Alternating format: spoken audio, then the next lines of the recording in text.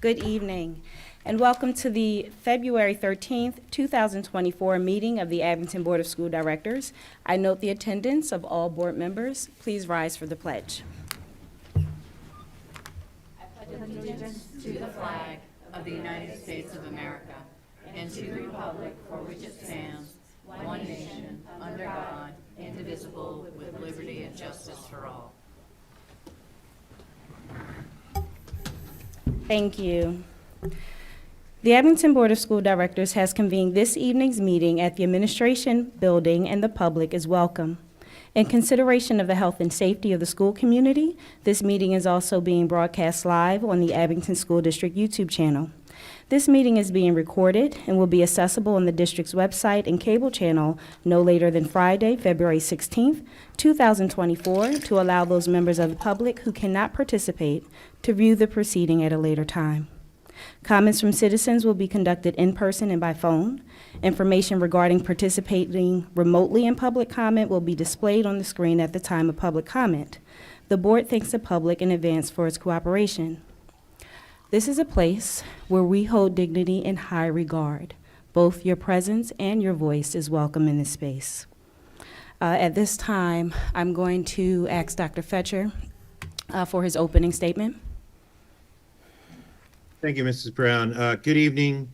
Although I would prefer to be in person this evening, I'm out of the district on district business and felt that it was essential and important to address our community, even if it were remotely. Earlier today, I shared the troubling news with our school community that Abington Township Police Officer Jordan Jones, who is contracted as a school resource officer at Abington Senior High School, was taken into police custody after allegedly engaging in an inappropriate relationship with one of our students. He has been charged with several felony counts of institutional sexual assault, endangering the welfare of a child, and corruption of minors. We are taking this matter very seriously and are cooperating fully with the investigation, which is being conducted by the Montgomery County Detective Bureau.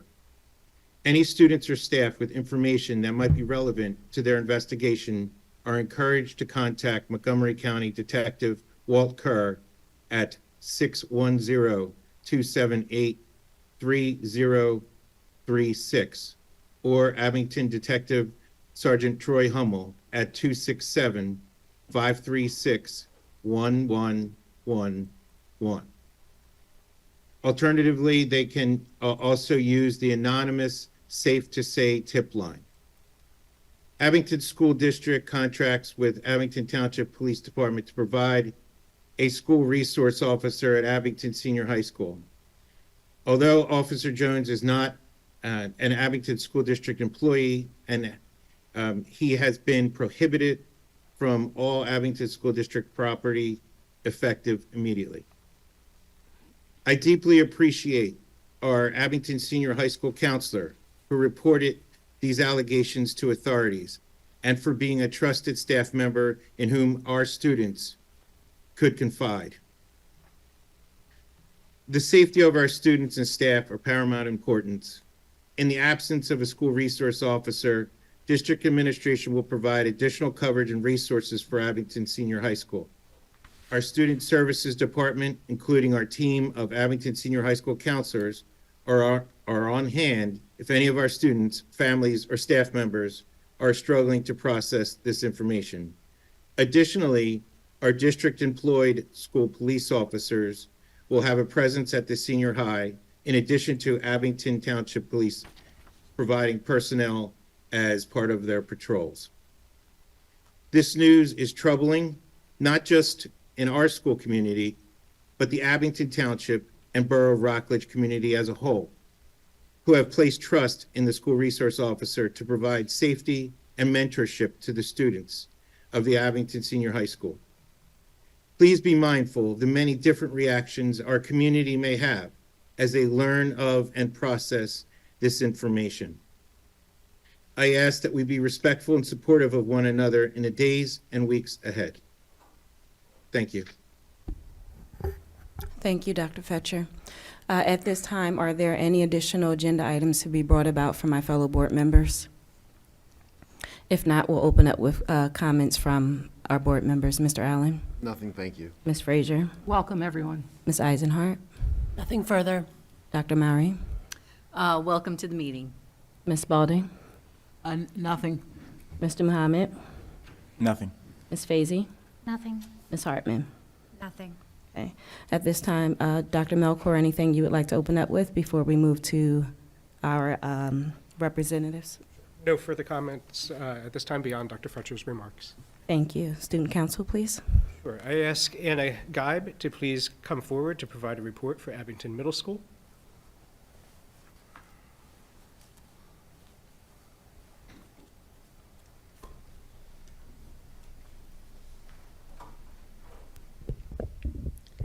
Good evening, Mrs. Brown, Dr. Melchor, and members of the School Board of Directors. I'm Anna Geib, and I am on the Executive Board of the Student Council for Abington Middle School.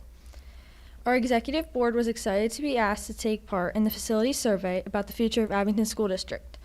We are looking forward to planning events and making a positive impact on our school during the second semester. TADA's annual Bring It On event in January was postponed as a result of the snow day on January 19th.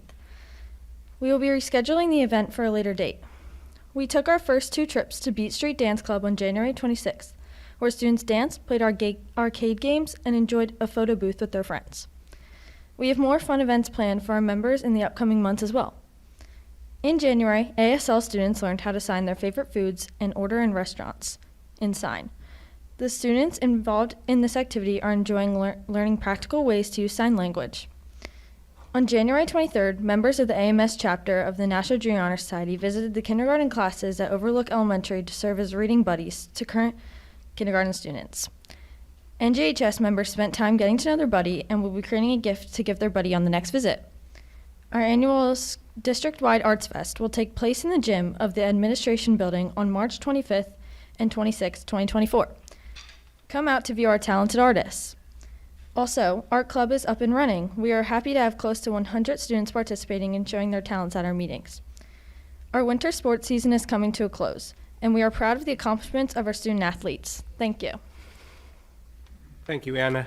A number of great activities taking place at the middle school, opportunities for students to be involved. Thank you. I ask Jonah Campbell at this time to come forward and provide a report for the senior high school.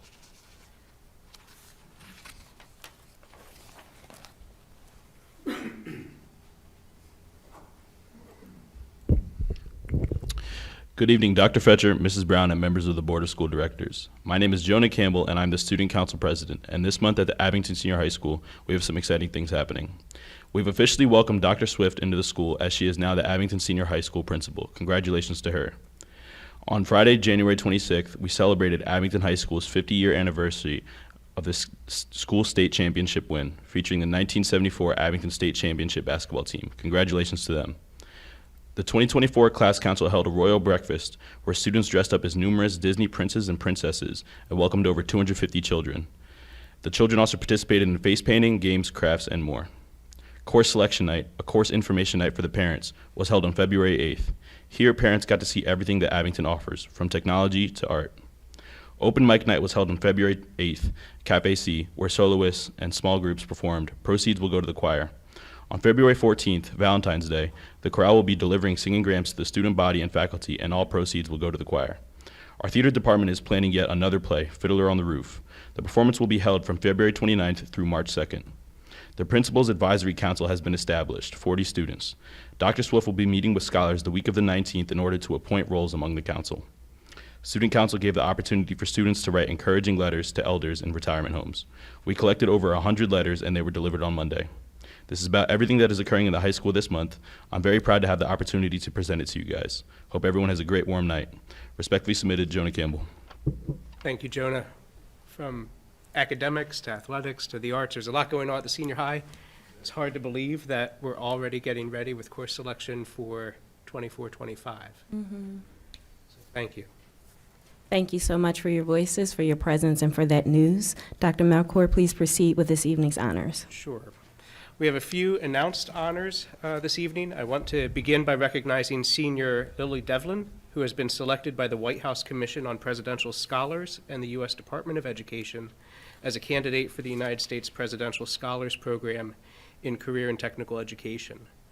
This is a program that began in 1964 as an opportunity to honor some of the nation's most distinguished graduating high school seniors. Each year, up to 161 students nationwide are named as presidential scholars. Lily is one of 154 Pennsylvania candidates up for that recognition. And what's notable for Lily is she is the only career and technical candidate representing the state of Pennsylvania. She participates in Eastern in the Design, Photography, and Illustration program, and this past weekend had an opportunity to travel to Hershey to be recognized at the Pennsylvania Association of Career and Technical Administrators Conference. So congratulations to Lily. We want to also congratulate senior Grace Lyons, who won the 2024 Youth Mental Health Leadership Award from NAMI, Pennsylvania. NAMI, N-A-M-I, is the National Alliance on Mental Illness. Grace received a $1,000 scholarship, a commemorative award, and was recognized during NAMI's Child, Adolescent, and Transition Age Youth Mental Health Conference in Pittsburgh earlier this month. So congratulations to Grace as well. Finally, as an announced honor, proud to share that music teacher Kevin Lonwell, who was here at our last board meeting as part of our recognition of the M3 program, has been named a 40 under 40 music educator for 2024 by Yamaha Music USA.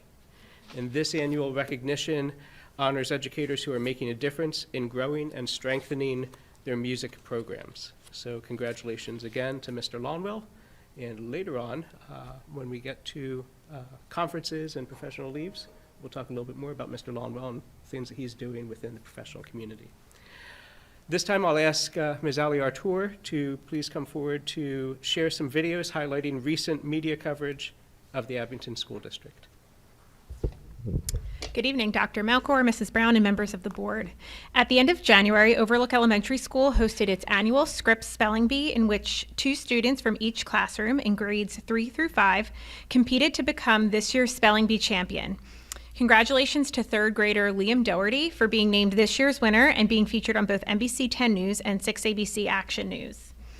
Additionally, Willow Hill's annual African American Read-In was featured on NBC 10 News. During the annual event, older students read to younger students and form a human reading chain from one end of the school to the other.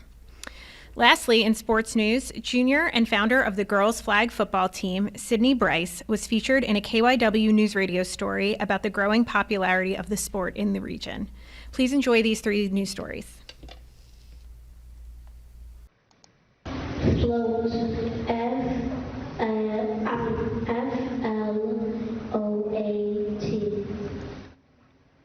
This is Overlook Elementary in Abington.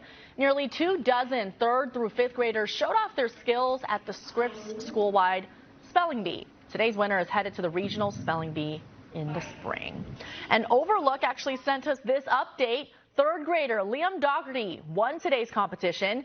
He took the title with the word amenable. Here he is showing off his certificate with the school's principal, Miss Boyd. Congratulations to Liam and good luck at regionals. From there, Liam will hopefully head to the Scripps National Spelling Bee in May. Good for him. It's so nerve-wracking standing up there on the words that you're like, oh, please let me get it right. I still remember the fear, and I still too. remember the word that lost me the championship. Me too. We'll have to discuss. We will have to discuss.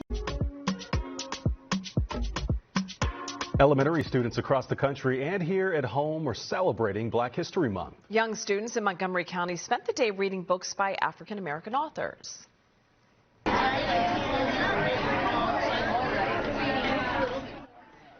NBC 10 was at Willow Hill Elementary in Willow Grove for the 34th annual African American Read-In this afternoon. Students formed a line from one end of the school to the other. Then 3rd through 5th graders read the books aloud to kindergartners through 2nd graders. That's a neat way to do it. Yes, Interesting. and what a beautiful sight to see all of those kids with those books open and reading to one another. Yes. I love it. Really nice. Awesome. Yeah. Fostering good lessons. That's all for us tonight at 7 o'clock. Thanks for joining us. I'm Jack. Girls can play football too, and the Philadelphia Eagles have announced an expansion of their Eagles Girls Flag League. They're going from 52 teams to 92. Here's KYW Community Impact reporter Raquel Williams. Girls flag football has grown wildly popular over the last few years. I think it's insane. There's so many girls that I know that are even interested in it. I just really enjoy it. That's Francesca Brunkel, a junior at Archbishop Bryan High School in Philadelphia. She's been playing since her freshman year. Sydney Bryce is a junior at Abington High School and has been playing for 4 years now. It's just so unique compared to like most other sports. I feel like football is one of the most team integrated sports there is. Flag football is a 7-on-7 game played on a 40 by 80 yard field with 2 10-yard end zones. Dan Levy, Eagles youth football and community relations manager, says it allows for every player on the field to play a dynamic role within the game. In this game, everyone can go up for a pass. Everyone has the ability to be the game-winning receiver or the quarterback, and I think that makes it really unique. He says he's looking forward to the expansion on the college level and also soon the Olympic level. The franchise is also donating 30,000 fly-forward sports bras to girls in need across the Philly area, part of their mission to support young female athletes. Raquel Williams, KYW News Radio, 103.9 FM. Thank you, Ms. Artur. It's just a sampling of many of the positive activities and events that happen on a daily, weekly, monthly basis in our schools. So we appreciate the positive coverage of the great things that our students and staff are doing. That concludes the honors for this evening. Thank you. Dr. Mowry? I just wanted to say a few words of congratulations to our young readers in the grade schools, but especially the readers in middle school and senior high school too. It's great to see students reading to one another and enjoying these great works of literature. Don't let it stop, ever. Reading opens up incredible worlds, and if you're lucky enough, someday you might be able to do it for a living, like I do. But I also wanted to take a second to just share part of an email that one of my students happened to write me the other day. She's a first-year law student, and she wrote, I'm so grateful for the close reading and writing skills honed in your classes. They've helped me way more than I thought they would. Reading for law school, while different, is a breeze with the skills I developed in the English major. So these are gifts, these are skills that will serve you well throughout your life. Keep at it. Thank you so much for sharing. And isn't it awesome to receive letters from our students? It is an amazing thing to receive. Any other questions or comments from our board members? I'm equally as proud. Keep up the good work, Abington community. Dr. Melchor, we can proceed with this evening's orientation. This evening's orientation is a budget update related to last Tuesday's address by Governor Shapiro regarding his 2025 budget proposal. The address included information related to K-12 funding. So at this time, Mr. Leonetti will share some of the information learned from last week's address and the potential impact on the district's draft 2024-2025 general fund budget. Thank you, Dr. Melchor. I have a very brief presentation tonight that follows the governor's budget address that occurred last week, and I bring your attention to the slide that's on the screen right now and the two highlighted areas on the right side.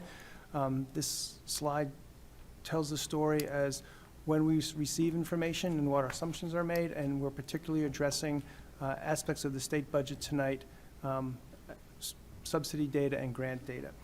On February 6th, 2024, Governor Shapiro presented his 2024-25 proposed state budget, which includes budget initiatives entitled Investing in Children, Students, and Educators. The governor's proposed budget contains $1.07 billion, a 13.6% increase for basic education funding, and $50 million, a 3.6% increase for special education funding. Subsequent to the governor's budget address, the Department of Education released preliminary basic education, special education, and ready-to-learn block grant subsidy allocations for all Pennsylvania public schools. Tonight's budget update reflects the proposed subsidy allocations and the impact on our draft budget that was presented to the board on January 23rd. The proposed financial subsidies may change as we continue through our budget process because the legislature and the governor have until June 30 to finalize the state budget and education subsidy allocations.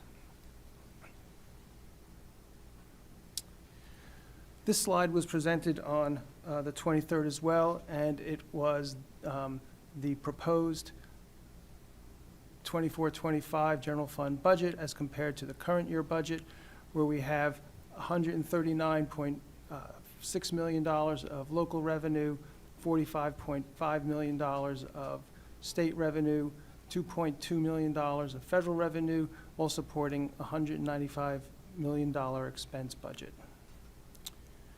This slide represents the state budget portion of the prior slide, and it expands and details the various state-funded line items. In particular, we are looking at basic education, special education, and the Ready to Learn block grant. We made some assumptions at our January meeting to the effect of just over $11 million for basic education support, $4.3 million for special education, and just over $400,000 for a Ready to Learn block grant. The allocations that were released on behalf of Abington shows an additional $330,000 for basic education subsidy, $78,000, just over $78,000 for additional funds for special education, and an additional $756 for our Ready to Learn block grant. A total of $409,074 additional funds than was anticipated in our initial budget. The column on the left is the budget as presented in January 23rd, and again, it just shows that the aggregate amount of the state funding increases by $409,000, and as this is our preliminary look at the budget initial draft, it also reduces the reliance on fund balance from $8.5 million to $8.1 million. This slide again shows the current year budget, 23-24, against the draft, which now includes the additional funds from the Department of Education. And we can see that budget to budget, we're going from $42.5 million of state revenue to 45.9, which is a $3.4 million increase, just over 8%, which reflects the subsidy data that was previously shared, as well as the additional resources for support of the state's support of the retirement program and Social Security payments required by the school district.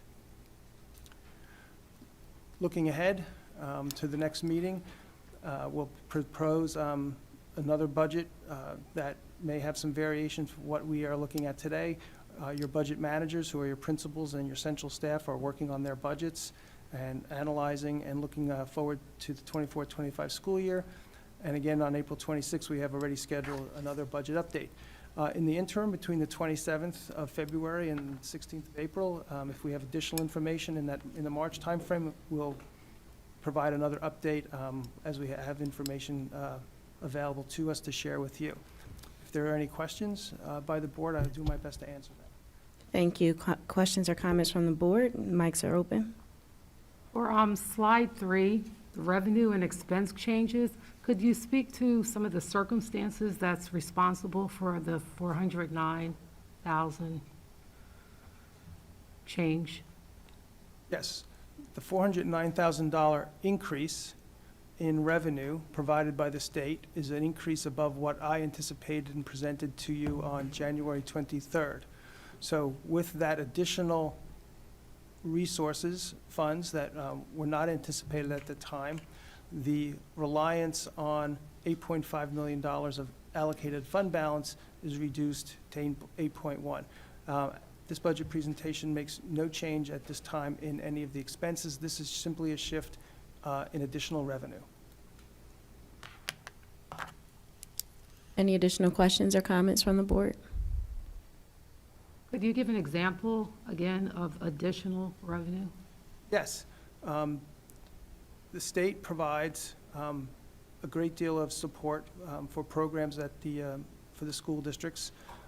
Basic education supports general education throughout the district. There are resources specifically provided from the Department of Education for special education, and learning block grants that also support general education. So we assumed, based on my forecasts in January, that we would receive just over $11 million, and in fact, we're going to get $11.4 million. So we're going to get additional funding from the state, as proposed in the governor's budget, for general education purposes. Additionally, $78,000 additional to support our special education programs then was anticipated in January, and a slight, modest $756 increase in the Ready to Learn block grant. So those are the sources of revenue from the state that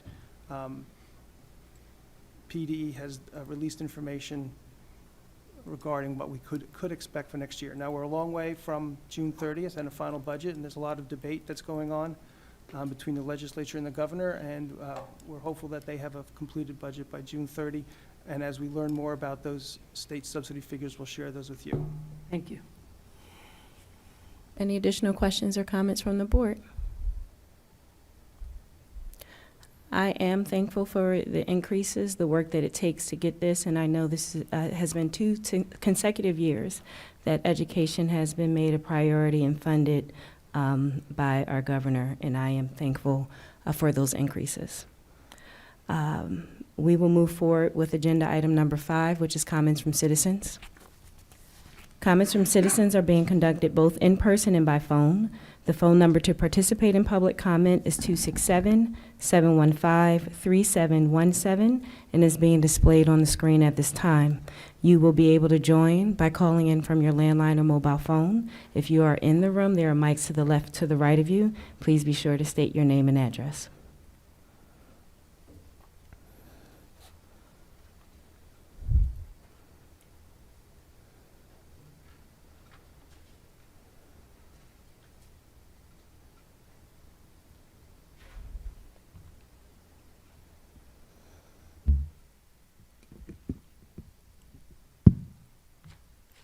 Hey, good evening, ladies and gentlemen. Joe Rooney, I live in Ardsley.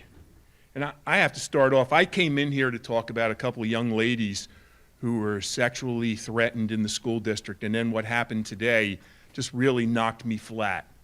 And I'm trying to figure out, are any of you people human? Do any of you are parents, or do you have kids in schools? We got a story today about somebody who works in our school district every single day. And it sounds to me like statutory rape. I don't know, I'm not an expert, but I'm floored by this. And there's 9 of you up there. Somebody ought to feel like I do a little bit. I have 5 kids, they're all out of school right now, but I know people every day who send their kids to Abington School District. But this isn't a one-off event right here, okay? First off, this is a gigantic black eye for Abington School District. It's a gigantic black eye for our wonderful Abington Police Department. It's a gigantic black eye for the incredible officers who work in here every day. And I just can't get it through my head. It makes me sick to my stomach. We had comments from all of you as soon as the meeting started. Nobody said anything. Aren't you outraged by this? Don't you have compassion for that poor young lady, for her parents? This is unbelievable. But let's go take a little trip down memory lane, because there's something broken in our school district. Now, Officer Jones was hired in 2017, according to the article that I read. In October of 2018, Thomas Coomer, a Latin teacher in Abington School District, was taken in handcuffs into the APD and prohibited from entering Abington School District again because of sexual misconduct with a student. It did not happen in this school district. It was an Abington School District parent. Holy tamale, okay? You're not going to believe it. There's a letter here, and you'll never guess who it was signed by, all right? You know what it says? Please know that we will continue to fully cooperate with the Abington Police. The safety of our students and staff is of the utmost importance. We just heard that tonight. I just read it in an article today. Then, on 12/16 of 2021, we heard about, through the Inquirer, a lawsuit about sexual harassment, bullying, cyberbullying by a student that was in the middle school and the high school. It was a middle school at that time. Now, I'm going to ask Mr. Lionetti later, because there was a line in a previous budget thing about an unnamed lawsuit. I'm wondering if that's the one that's going to be settled, that we're going to be paying for. But this is in 2021, so people know about this stuff. Officer Jones was here in 2018. He was in Abington. They just heard about it right here. There's other things, and I guess I'll talk about it in my next time, but aren't you all upset about this stuff? We forgot one little item for Abington in the news tonight. We need to hear the important stuff for your also. time and for your voice. Mrs. Brown, I have made this is a note. hugely important. I have understand you made don't a care, note of your but there's a lot of comments, parents that and do. you may have a seat. It's hard to And imagine. I will Would any of respond you all to like to your say anything? voice, You're all elected. but you can have a You all have seat. an opportunity to interact with the Mr. residents Rooney, at any time. your time is up. Wow. You may have a seat. Well, there's one person here Mr. that's Rooney, worried about your it. time is up. You may have a seat.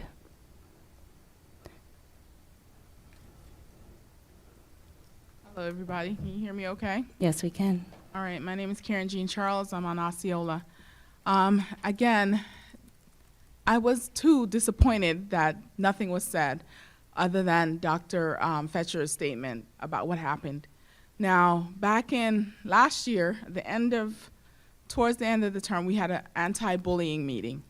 And at that meeting, several of the students on that panel commented about just how friendly security staff is with the students. That was a big discussion. I have not seen anything done about that. And my question is, what policies do we have in place? And understand that Officer Jones is not a Abington School District employee, but he's contracted by the school district in association with the police department. So and I understand that the security personnel are also part of a company that the school district employs to provide the security staff. So what policies do we have in place to get for orientation of these individuals coming into the building and ensuring that they're actually here to perform their jobs and not fraternizing with the students? So that is my concern. It is a big issue. It's scary, honestly, as a parent, to know that this can happen to this level. It's just, I mean, to any level, it's appalling, but to know that this is happening, and I do agree with Mr. Rooney here, because no one said anything about this. It's almost like, let's go on with business as usual. And as a parent, I know that I'm upset about it. And I know my student is upset about it. So, I mean, we have to address these things. We can't, just ignore or glaze over them. This is a big deal for parents, and it's scary. And that's my concern. Thank you. Thank you for your voice. If there are any other speakers within the room, there's mics to the left and to the right of you. Mr. Sneed, can you confirm that there are no callers on the line? That is confirmed. Dr. Melchor. Sure. With regard to both Mr. Rooney and Ms. Jean Charles, we do have training and professional development that is in place for our contracted security guards. They receive that throughout the school year as well as on an annual basis before the start of the school year, with a review of district policies and procedures, including harassment by and of district employees and staff, our bullying and cyberbullying and unlawful harassment policies and SAPs, as well as our Title IX procedures. We do have regular communication with the security firm with regard to our expectation on behavior of the security agents, and we had a meeting with them following the bullying committee discussion that you referenced. We continue to do so, and we continue to communicate expectations and need for a change of personnel as warranted. With regard to Officer Jones, just to correct the dates that Mr. Rooney gave, Officer Jones was, he began his service as a school resource officer at the senior high school in February of 2021. So he began work within the school district with our students following return from the COVID-19 school closure, and he also participates in SRO training as required by law. Thank you for the clarification in your comments. I will make a comment, and rarely do I speak of my children, but I have 5, and 4 of them are in this district. And please do not think that my lack of comment at the opening of this has anything to do with my lack of care. What is happening now is under investigation. And when something is under investigation and you sit in a stance of leadership, your job is to make sure they do their job, the police officers do their job. And yes, you should speak on it. You should let the community know, you should let the teachers know that this is not okay. And it will not be dismissed. There will be full transparency. The number of questions that I have asked today, you will not know, because you do not, this is not a back and forth conversation. And again, I have tried to communicate that to you. So at this time, I'm going to finish my comment. And I need you to understand that this is not a back and forth conversation, because it's called public comment.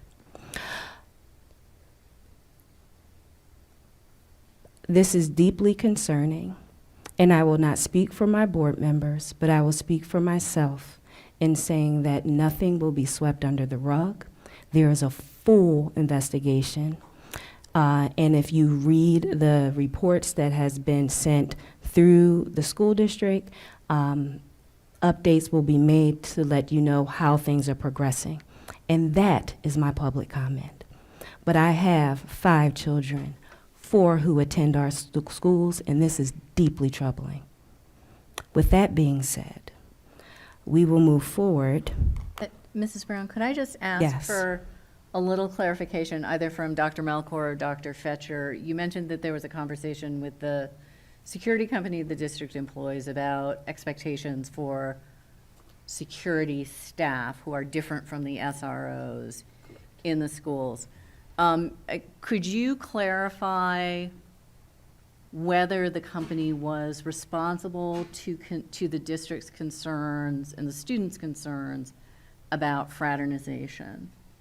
They were responsive. There were a number of security agents who were with the school district at the time, who are no longer with the school district, and as periodically concerns and issues arise about appropriate or about inappropriate behavior or concerns about what can be perceived as inappropriate behavior, those are addressed with the company, and they have been responsive in removing those individuals from service for Abington School District. Okay, great. I think that's important to know. Thank you. Thank you. Dr. Melchor, anything else that you would like to add before we move forward? Nothing more this time. I appreciate it. Mr. Muhammad, can you please read the recommendation to approve the January meeting minutes? It is a recommended action that the Board of School Directors approves the minutes of the board meeting on January 9th, 2024, and the board meeting on January 23rd, 2024. Second. We have a second, and this is a voice vote. All in favor, please say aye. Aye. Any opposed? Ayes have it, and so moved. Mr. Muhammad, can you please read the recommendation for approval of the personnel addenda? It is a recommended action that the Board of School Directors approves the changes in personnel as reflected in personnel addenda numbers 8.1 and 8.1A, and the confidential personnel addendum number 8.1B. Second. We have a second.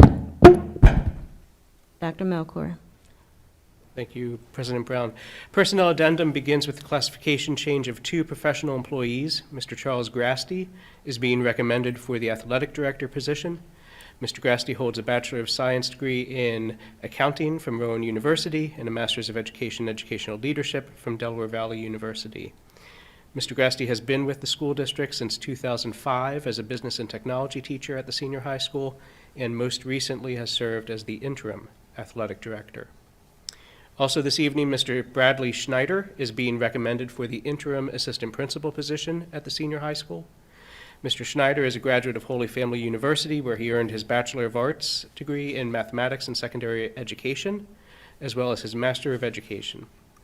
Mr. Schneider also obtained a second master's degree in Health and Physical Education from Indiana University of Pennsylvania. Mr. Schneider has been with the school district as a math teacher since September of 2004. He began his career in Abington School District.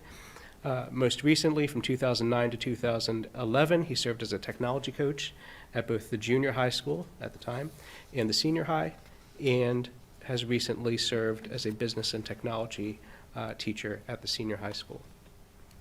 The addendum continues with requests for leave of absence, classification changes, appointment of long-term substitutes, professional development, compensation for curriculum projects, IEP meetings, interpreter and translation services, tutoring, and support and auxiliary personnel items. I'll bring your attention to the retirements of Ms. Rosanna Lawston, a paraprofessional at Abington Middle School who has served the district for 34 years, as well as Mr. Thomas Bartle, a general maintenance mechanic group leader who has served the district for 16 years. Thank you. Questions or comments from the board? As always, we congratulate our retirees. Thank you for your service to the district. Mrs. Flanagan. Mr. Allen. Aye. Ms. Frazier. Aye. Ms. Eisenhart. Aye. Dr. Mowry. Aye. Ms. Spalding. Aye. Mr. Mohammed. Aye. Ms. Mazie. Aye. Mrs. Hartman. Aye. Mrs. Brown. Aye. Ayes have it. A motion has it. Motion passes it. Mr. Mohammed, can you please read the recommendation for permits for the use of buildings and grounds? It is a recommended action that the Board of School Directors approves the application for permits for use of buildings and grounds as reflected in addendum number 9.1. All permits are subject to change per the provisions of the health and safety plan pertaining to the COVID-19 pandemic. Do I have a second? Second. Thank you. Dr. Melkor. The permit addendum continues to reflect requests for buildings and grounds for meetings and other school events and activities that are customary for this time of year. Questions or comments from the board? Mrs. Flanagan. Mr. Allen. Aye. Ms. Frazier. Aye.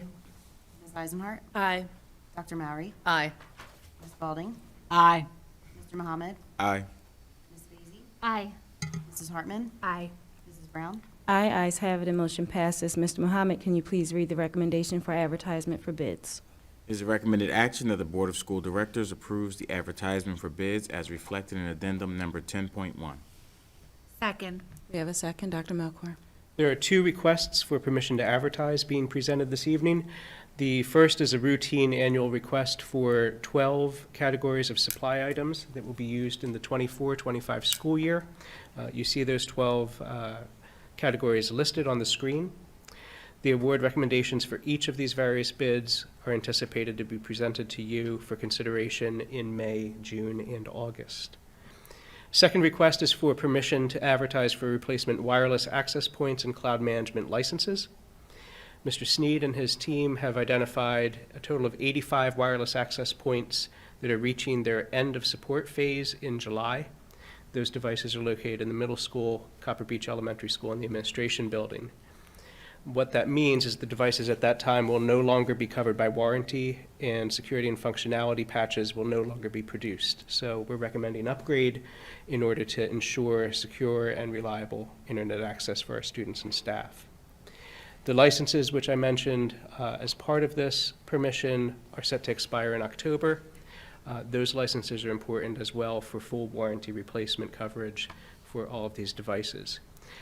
The reason for this permission to occur now, even though the sunset for the devices is July and October, we are going to seek 50% E-rate reimbursement as these items are eligible, and the due date for That submission is April 1st. So we're looking for permission to advertise now, an award coming in March, so that Mr. Sneed can apply for that reimbursement for the school district. Thank you. Questions or comments from the board? Mrs. Flanagan. Mr. Allen? Aye. Ms. Frazier? Aye. Ms. Eisenhart? Aye. Dr. Mowry? Aye. Ms. Spalding?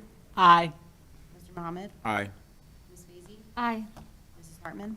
Aye. Mrs. Brown? Aye. Ayes have it and motion passes. Mr. Muhammad, can you please read the recommendation for awards of contracts? It is the recommended action that the Board of School Directors approves the awards of contracts as reflected in addendum number 11.1. Second. We have a second. Dr. Melcor.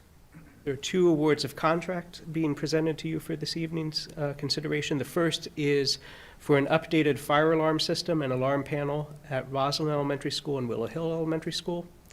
This project will update the existing fire system and also include 6 new smoke heads for each school. The need for these upgraded systems was identified as part of SiteLogic's facilities condition assessment that was completed in 2021. And at the time, SiteLogic identified that although these systems were working, they were near the end of their useful life. And since that time, system malfunctions have continued, and it's necessary to replace the systems in both of these schools. The systems are proprietary, so you see that there is an award to Siemens Industry Incorporated because they are the sole source for these upgrades. The second recommended award is for purchase of Mosaic Point of Sale, or POS, software system. This is an upgrade to our NutriKids software system that's used as a centralized system for processing and recording cafeteria purchases. This is an upgrade to a 20-year-old system, so this will provide a more modern and streamlined interface for our food service staff and also some additional enhancements with regard to analytics, reporting, and food allergy tracking and alerting. So this, again, is a sole source system for upgrade for food service, and the cost for this food service point of sale system will come from the food service account fund. Thank you. Questions or comments from the board? Mrs. Flanagan. Mr. Allen? Aye. Ms. Frazier? Aye. Ms. Eisenhart? Aye. Dr. Mowry? Aye. Ms. Spalding? Aye. Mr. Mohammed? Aye. Ms. Feasy? Aye. Mrs. Hartman? Aye. Mrs. Brown? Aye. Ayes have it and motion passes. Mr. Muhammad, can you please read the recommendation for approval of the 2024-2025 school calendar? It is the recommended action that the Board of School Directors approves the school calendar for the 2024-2025 as reflected in addendum number 12.1. Second. We have a second. Dr. Melcor. So you heard Jonah Campbell reference in his report for the senior high school that course selection has already begun for 24-25. It's time for us to share a proposed 24-25 school calendar. What you see on the screen is the proposed calendar that was reviewed by administrators and the presidents of the 5 associations, pointing out several of the highlights. The first day of student attendance for grades K through 6 and grade 9 is Tuesday, September 3rd, and the first day of student attendance for grades 7, 8, and 10 through 12 is Wednesday, September 4th. Teacher in-service days are noted in August on Wednesday, August 28th through Friday, August 30th. Calendar reflects 13 holidays when schools and offices are closed, as well as additional professional development days for teachers and early dismissal dates for parents, guardian conferences, and professional development. And upon your approval, the calendar will be provided to parents and guardians, staff, and publicized on our website and through social media. Thank you. Questions or comments from the board? As with previous years, I do appreciate the half days leading up to a holiday. It makes more sense as far as instructionally and students' ability to stay focused during that time. So I'm happy that we are keeping up with that tradition. Ms. Flanagan. Mr. Allen? Aye. Ms. Frazier? Aye. Ms. Eisenhart? Aye. Dr. Mowry? Aye. Ms. Spalding? Aye. Mr. Mohammed? Aye. Ms. Feasy? Aye. Ms. Hartman? Aye. Mrs. Brown? Aye. Ayes have it and motion passes. Mr. Muhammad, can you please read the recommendation for the 2024-2025 public board meeting dates? It is the recommended action that the Board of School Directors approves the board meeting dates for the 2024-2025 school year as reflected in addendum number 13.1, and directs the board secretary to advertise these dates in accordance with the provisions of Act 84 of 1986 of the General Assembly of the Commonwealth of Pennsylvania. Second. Dr. Melchior? You see on the screen the proposed dates for board meetings.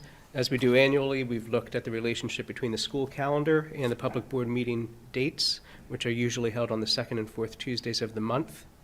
The December reorganization meeting you see listed as Monday, December 2nd, which is the first Monday in December, and that will be followed by the regular December meeting, which is recommended to be held on Tuesday, December 10th. Thank you. Questions or comments from the board? Mrs. Flanagan? Mr. Allen? Aye. Ms. Frazier? Aye. Ms. Eisenhart? Aye. Dr. Mowry? Aye. Ms. Spalding? Aye. Mr. Mohammed? Aye. Ms. Fazy? Aye. Mrs. Hartman? Aye. Mrs. Brown? Aye, ayes have it, and motion passes. Mr. Muhammad, can you please read the recommendation for approval of the 24-25 MCIU membership services budget?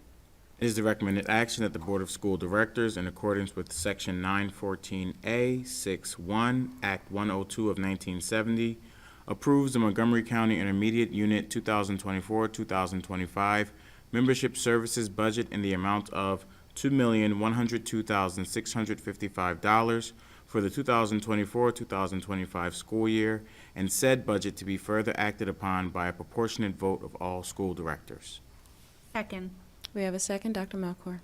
Approval of the MCIU member services budget requires an affirmative vote at a public meeting by each of the boards of the member districts, as well as a proportionate affirmative vote from individual members of those boards. As mentioned, the expense budget is $2,102,655, which is an increase of $70,205 from the current year. And that expense budget is funded by $1,561,980 from the 22 member school districts. That reflects no increase from the current school year, as well as in the case of Abington, a $1,395 or 1.31% decrease compared to the current school year contribution. Thank you. Questions or comments from the board? Ms. Flanagan? Mr. Allen? Aye. Ms. Frazier? Aye. Ms. Eisenhart? Aye. Dr. Mowry? Aye. Ms. Spalding? Aye. Mr. Mohammed? Aye. Ms. Fazy? Aye. Mrs. Hartman? Aye. Mrs. Brown?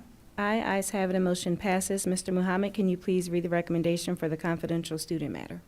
It is the recommended action that the Board of School Directors approves the confidential student matter as reflected in addendum number 15.1.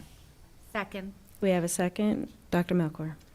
Bearing in mind the confidential nature of student matters, I can share with you that appropriate due process was afforded to the student and the student's family. Thank you. Questions or comments from the board? Ms. Flanagan? Mr. Allen? Aye. Ms. Frazier? Aye.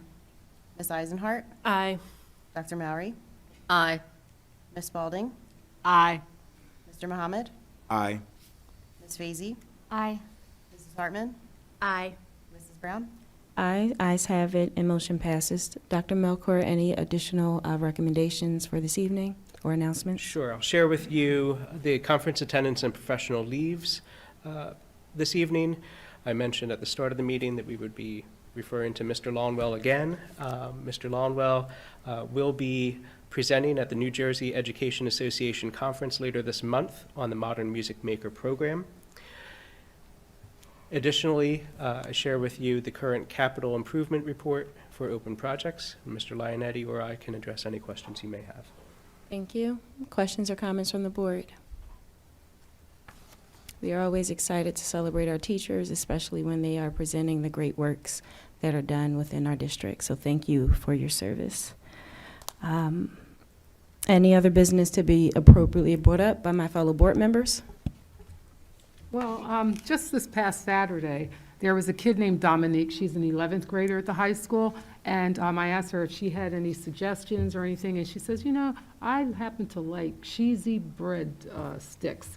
And they had them at the middle school, but they don't have them at the high school. What would it take possibly to make an addition to the menu at the high school? Ms. Armstrong, who is our food service director, as well as Chef TJ, are always looking for recommendations and suggestions. They most recently met with Dr. Fetcher's Student Advisory Committee to get some feedback from students across all 9 schools. Each school also has a food service committee on which students participate in order to share suggestions. So I can pass that along to Ms. Armstrong. Thank you. Appreciate it. Dr. Melchor, the capital improvement projects, anything you want to mention about that? And then I'll open it back up for board members if they have any questions. Sure. No, this is just our usual report that we share on a monthly basis. If there are any questions, we can answer them. Thank you. Any questions or comments about the capital improvement projects? Okay. Any other business to be appropriately brought up from my fellow board members? Thank you. We'll move forward with comments from citizens, agenda item number 18. Comments from citizens are being conducted both in person and by phone.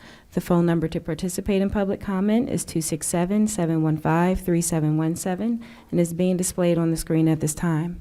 You'll be able to call in from your house or your mobile phone. You may also speak at the mics within the room. Please be sure to state your name and address.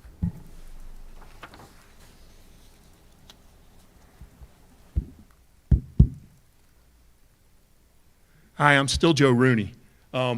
This meeting does not reflect well on any of you with the way you started this meeting. There was a statutory rape performed on a poor student in our district. It's your job to prevent that from happening. Principals are not the friend of all the teachers. The teachers aren't the friends of all the students. You're all the supervisors, and you all overlook what goes on and make sure this doesn't happen. Something went wrong, and it's gone wrong multiple times. Here's a quote from the article on this lawsuit. The family doesn't want this to happen to any other student, Feller said. They are taking the steps to file this lawsuit to make changes and to really assure that what happened to their lovely daughter never happens to anyone again. Now, there's a sentiment that we can all understand. The family is devastated about what their daughter had to endure and what she's going to endure for the rest of her life.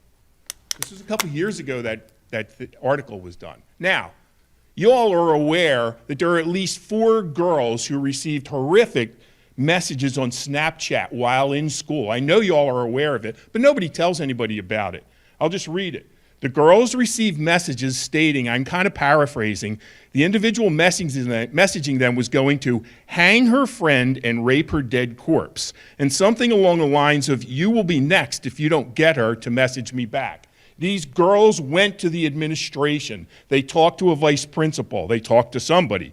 The school kept the girls in the office while they were investigating what was going on. After about half an hour, they were sent back to their classes with no instructions.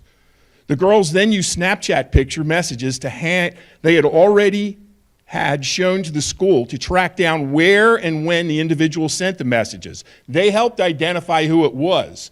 There was a person taken out of the school in handcuffs. From what I understand, that individual was back in school. And I can't verify it because I'm not there, but I've been told that. There's a court date on Friday about that, so I'll find out for more information. These parents are livid. I spoke to the vice principal. He assured me they were informed us of the school's action. That afternoon, an individual was taken out of the control. To this day, the school has provided us no information. We got a letter from the courts about the case, nothing from the school, and no email sent about the incident. People are coming to me, I'm bringing it up to you all. It's your responsibility to make sure this doesn't happen. It's your responsibility to make sure parents know about this stuff. I don't understand why I have to say that. Something I learned in the Marine Corps evidently doesn't apply in school districts, and I'm not sure why. But you need to get in a whole lot more of supervising and a whole less of friendly. And you all ought to represent the people that elected you. You don't work for the president. You have an opportunity to ask anybody any questions. You all have experience in schools. If this is what it leads to, there needs to be a change. Thank you for your voice.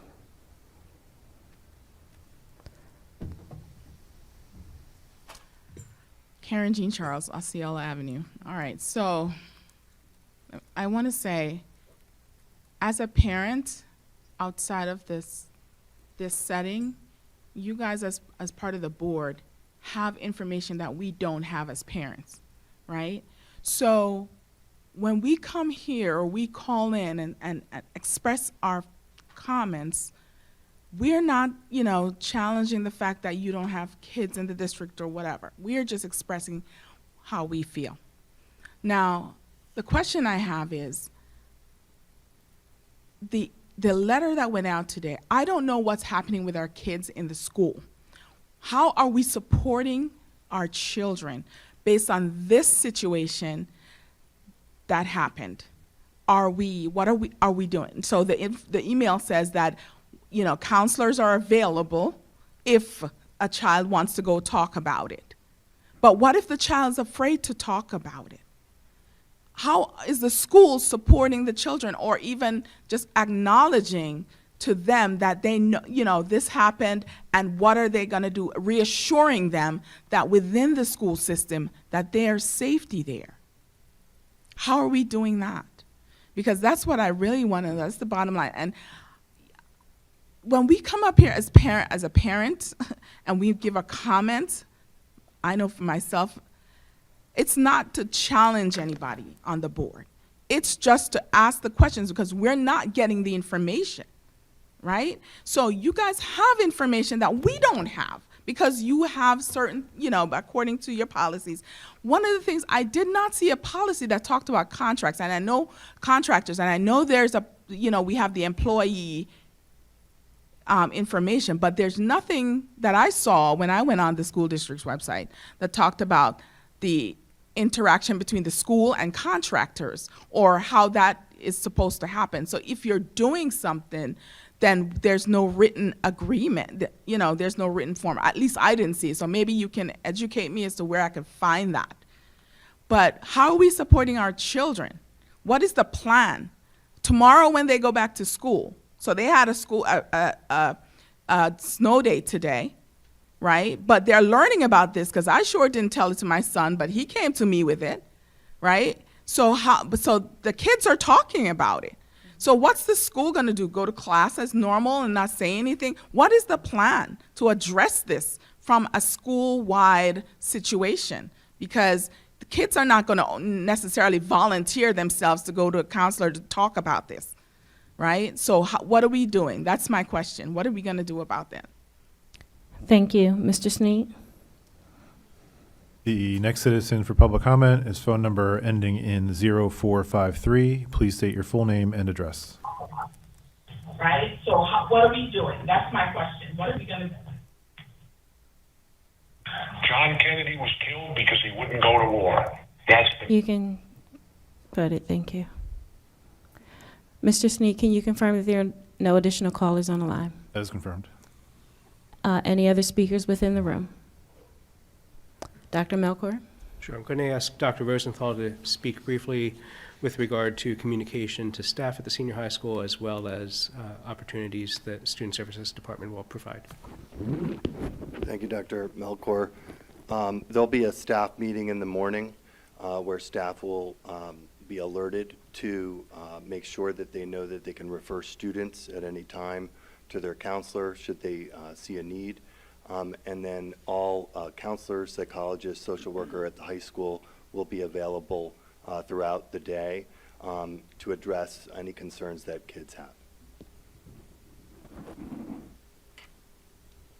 So can I just so that I'm clear and members of the community are clear, the staff meeting is with teachers so that they understand how to refer students who may be expressing concerns but not willing to take the initiative themselves to go and talk to a counselor. So the students will help, the teachers will help send the students in the right direction, in an appropriate direction. Is that correct? That's correct. Okay. We want to make sure that all staff know how to refer kids, but also to, they know their kids best, and they know when kids are potentially acting different, and we want to make sure they're prepared and they know what to do should they be concerned about a student. Okay. So they will be encouraged to have a heightened level of awareness in their classrooms. Okay, thank you. At this time, closing comments from my fellow board members. Mr. Allen? Nothing, thank you. Ms. Frazier? A quote by Charles Stanley, "Love doubles the joy and divides the grief." Ms. Eisenhart? As always, I want to thank the parents and community members that commented tonight. I'm here to listen to those comments, and I appreciate the time that you took to come and present them tonight. Dr. Mowry? I think I'd just like to reiterate your remarks, Mrs. Brown, that no one should assume because we don't make a public statement that we don't care. Speaking for myself, I thought that Dr. Fetcher's remarks at the beginning and the communications that were sent out to the district said things more eloquently than I could. It's heartbreaking what's happened. I'm heartbroken for the student, for her family, for the school community. It was an extraordinary betrayal of trust. And we ask our students to trust the adults in the schools, in particular, to trust the SROs. So I'm still trying to wrap my head around the kind of breach that this represents. But as someone who sits on this board and who occupies a position of leadership, I also have to recognize and respect that there are processes at work here. And whatever personal feelings we have to follow the processes. It's important for the student, for her family, for the community. And I would just ask people to remember that. I think we all feel outrage. Stirring that pot, I'm speaking. Stirring that pot does not help the healing process. Ms. Spalding? I too want to emphasize that I care. I'm new to the board, so I'm still learning things. But I've always cared about the children in the community, and my home has always been open to them. And there have been a few times when children have came to me to talk about a problem that they had at the school. Maybe they felt more comfortable talking to me instead of going to their parent or the teacher. And a couple of times, I did take it to the next level and spoke to the parents, and we took it elsewhere. So I understand what you're saying, that sometimes I don't know how to answer that maybe the children need somebody else to go to because they might be afraid to say something in school, because then somebody else will see them and say such and such said this or they said that. I don't really have the answers. All I can say is that I do care, not just as a board member, but as a member of this community.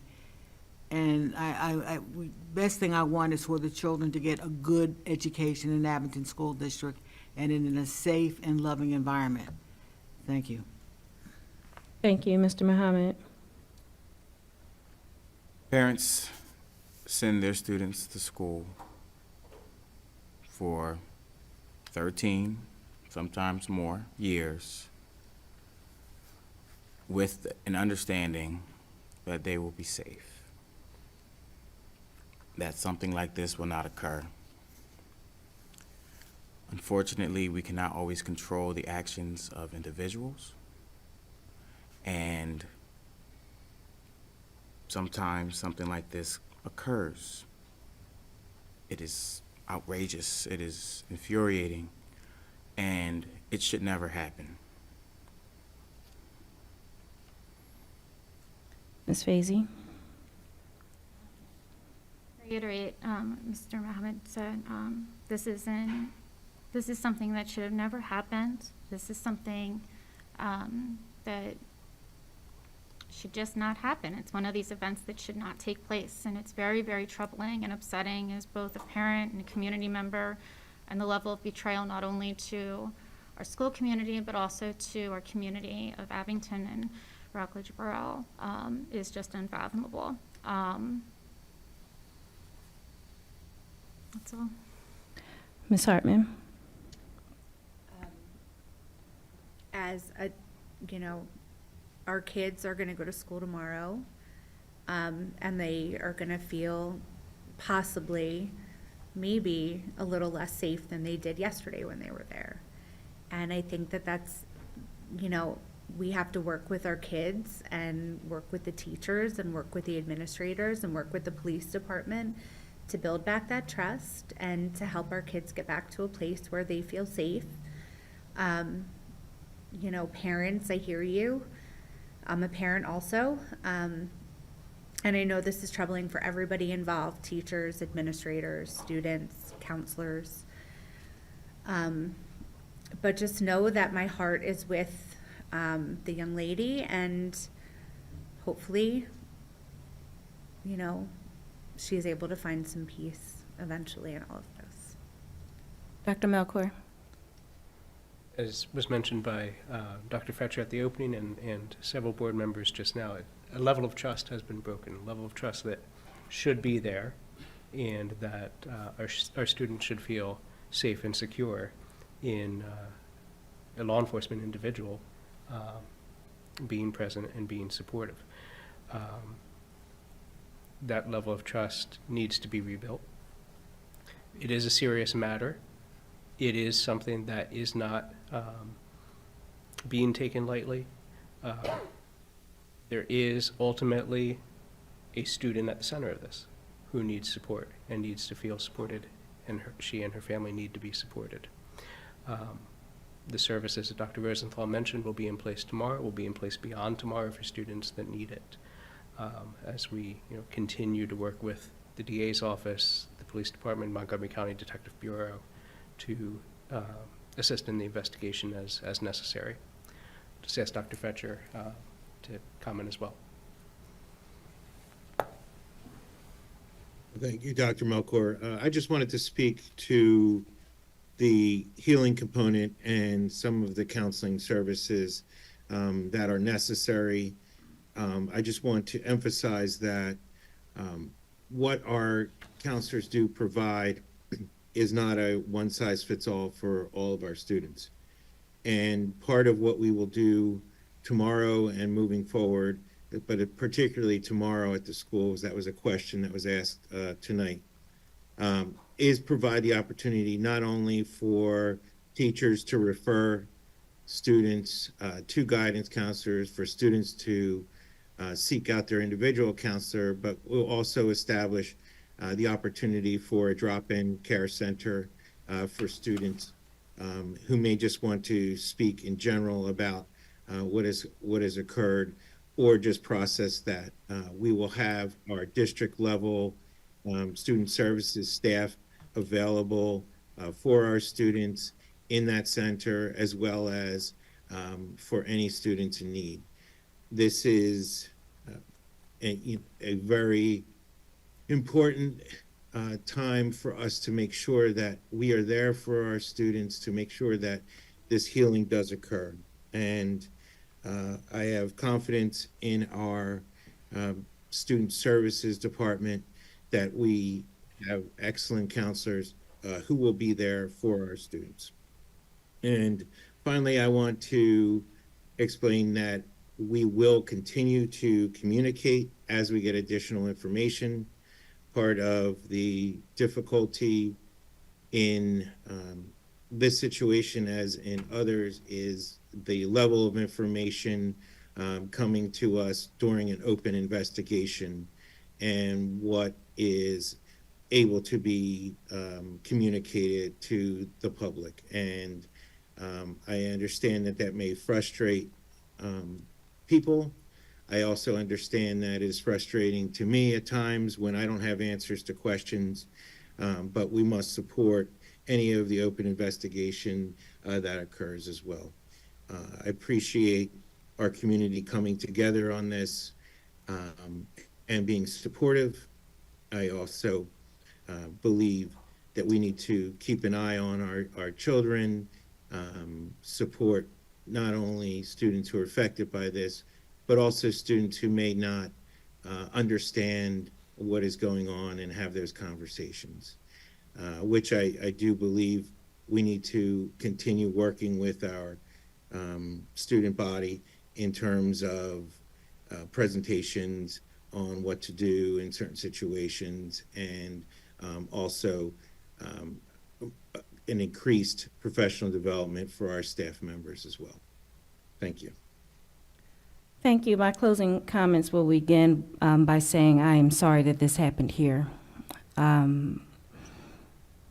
And there's a lot of work to do to restore that trust, which is something that has been mentioned by both our superintendent as well as my colleagues here. Parents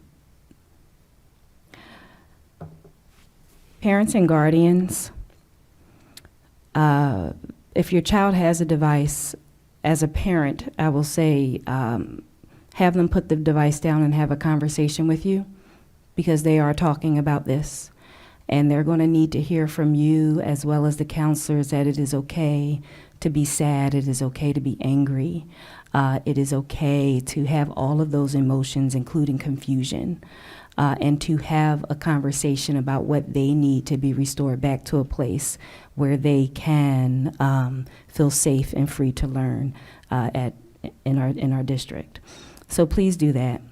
An encouraging word to our staff. And the professional development I have done in the past, especially for new and veteran teachers, I have taught that when you're speaking with a student, to make sure you are inform them of what are reportable things that they must report. So if a student is sharing something intimate with you, make sure they know what they have to report. And if a student shares something that crosses the line, as an adult, you need to know what to do with that information. As an adult, you do not want to be in a space where lines are being blurred and crossed. And I am deeply saddened that this happened here. And we will do what is needed to support the district to make sure that it does not happen again, whether that's additional training, whether that's being explicit about what is permissible and what's not permissible as far as being in a company of minors, because that trust was broken, and we will do what's needed to make sure that it does not happen again. I am deeply and profoundly sorry that this happened. With that being said, this meeting is adjourned. Thank you for your time.